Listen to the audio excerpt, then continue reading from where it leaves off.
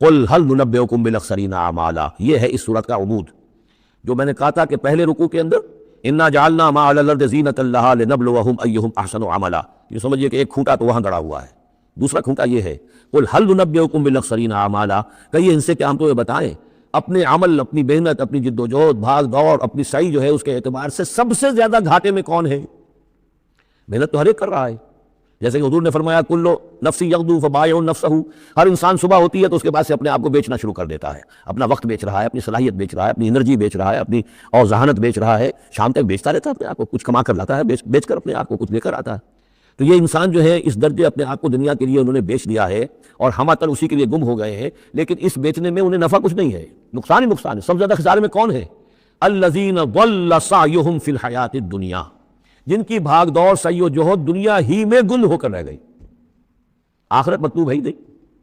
وہ تو ایک غمیمہ سا لگا ہوا ہے، مسلمان ہے، سنا ہے والدین سے روزہ رکھنا اچھا کام ہے، روزہ فرض ہے، روزہ رکھ لیا ہے، مطلوب کیا ہے آپ کا؟ اصل بات تو یہ ہے جو ضربہ اسلام میں نے کل نوٹ کرایا تھا سورہ بنی اسرائیل میں، من کان یرید العاجلۃ عجلنا له فیہا ما نشاء لمن نرید ثم جعلنا له جہنم یصلاها مذموما مدحورا ومن اراد الآخرۃ وسعى لها سعیها وهو مؤمن فاولئک کان سعیهم مشکورا۔ طالب دنیا ہو یا طالب آخرت تو طے یہ کرو، طالب دنیا طالب آخرت کے لیے بھی اللہ تعالیٰ کلا نمد ہؤلاء وہؤلاء من عطاء ربک، دنیا میں ہمیں رکھنا ہے، کھانے پینے کا بندوبست کرے گا، یرزق من حیث لا یحتسب، یہاں سے دے گا جہاں سے تمہیں گمان تک نہیں ہوگا،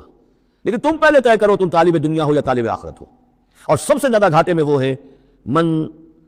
قل هل ننبئکم بالاخسرین اعمالا الذین ضل سعیہم فی الحیاۃ الدنیا وہم یحسبون انہم یحسنون صنعا، اور وہ سمجھ رہے ہیں کہ ہم تو بڑے کامیاب ہیں، میری ایک فیکٹری تھی اب میرے 3 مل لگ چکے ہیں، میں نے فلاں یہ تھا میں نے اب اتنی جائیداد بنا لی ہے، میرے اتنے ایسٹس تھے اور سال بسال گنتی کر کے ہم تو کامیاب ہو رہے ہیں۔ وہ سمجھتے ہیں کہ ہم کامیاب ہیں، ہماری محنتیں برابر ہو رہی ہیں، ہماری یہ دن رات کی کوشش جو ہے وہ نتیجہ خیز ہو رہی ہے۔ اولئک الذین کفروا بآیات ربہم، یہ وہ لوگ ہیں جنہوں نے اپنے رب کی آیات کا انکار کیا، چاہے کہتے ہوں کہ ہم اللہ کو مانتے ہیں، قرآن کو مانتے ہیں، لیکن حقیقتاً اگر طالب دنیا ہے تو گویا کہ وہ اللہ کی آیات کا انکار کر رہا ہے۔ اللہ تو کہتا ہے اصل زندگی وہ ہے وَإِنَّ الدَّارَ الْآخِرَةَ لَهِيَ الْحَيَوَانُ،